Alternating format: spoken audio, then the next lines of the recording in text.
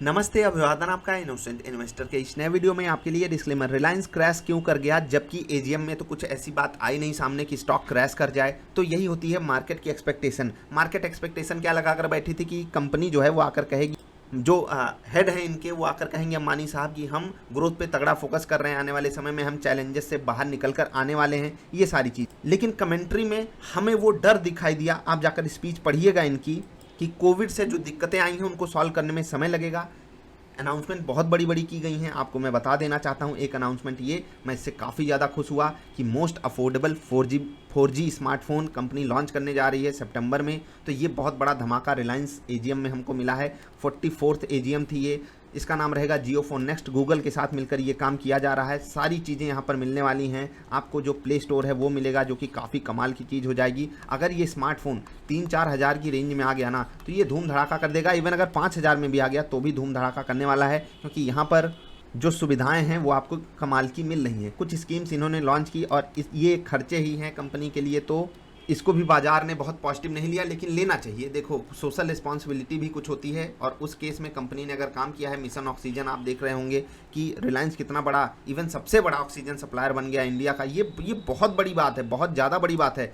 Mission Covid infrastructure, mission अन्न सेवा, mission employ care, mission vaccine सुरक्षा, ये सारी स्कीम्स के लिए मैं इस कंपनी को धन्यवाद करना चाहूँगा। एज अ शेयर होल्डर मैं भी कुछ यहाँ से एक्सपेक्ट कर रहा था, लेकिन कमेंट्री में वो सारी चीज़ें आई नहीं। कुछ डील वगैरह की भी इनकी बातें चल रही थी। ग्रोथ पे बहुत ज़्यादा इन्होंने फोकस नहीं किया, लेकिन क्लीन एनर्जी पे इन्होंने बहुत फोकस किया है और उसमें भी बताया है। मतलब अभी के सिनारियो में एजीएम में हमारे सामने जो सबसे बड़ी चीज़ें आई कि कंपनी जो है वो एक्सपेंडिचर, जो इनका कैपेक्स उसको बढ़ाने के बारे में ही ये सोच रहे हैं आगे चलकर। मतलब कंपनी अभी अपने आप को कंफर्टेबल जोन में नहीं रखना चाहती, और ये बहुत अच्छी चीज़ है। आप इसको नेगेटिव मत लीजिए। यहाँ पर गिरावट आती है, मैंने आपको जैसे कि एनालिसिस वाली वीडियो में भी कहा, वहाँ पर आप ऐड करने के बारे में सोचिए, क्योंकि जो भी कंपनी अग्रेसिव होकर सबसे पहले तो ये अपना डेट एकदम खत्म करने के बारे में बात कर रहे थे। आपको पता ही है, सारी चीज़ें हो भी रही हैं उस फेवर, और बहुत फास्ट हो रही हैं चीज़ें। आपने देखा होगा रिलायंस किस तरीके से अपने आप को कितना स्ट्रांग कर लिया है फाइनेंशियल तरीके से, अगर हम देखें तो। दूसरी चीज़, खर्चे पे फोकस है, इसका मतलब कंपनी ग्रोथ पे फोकस कर रही है।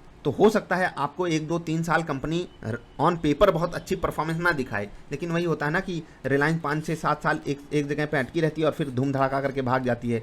क्या आप लॉन्ग टर्म शेयर होल्डर हो रिलायंस के, तो आपको पैनिक नहीं करना चाहिए। स्टॉक क्रैश क्यों करा, सिंपल सी बात इतनी है कि यहाँ पर जो एक्सपेक्टेशन लगाई गई थी एजीएम में, ऐसा कुछ निकल कर नहीं आया कि हमारे पास बहुत बड़ी इन्वेस्टमेंट आ रही है या हम इस तरीके से डील कर, या हम कोविड से आगे बढ़ चुके हैं। खासकर इन्होंने खर्चे की बात की, कुछ सोशल सर्विसेज की बात की, जो बाजार को बिल्कुल पसंद नहीं आती। बाजार को सिर्फ प्रॉफिट चाहिए, इसीलिए यहाँ पर गिरावट आई। लेकिन मैं आपको फिर से कह रहा हूँ, ये गिरावट बहुत ज़्यादा टेम्परेरी है।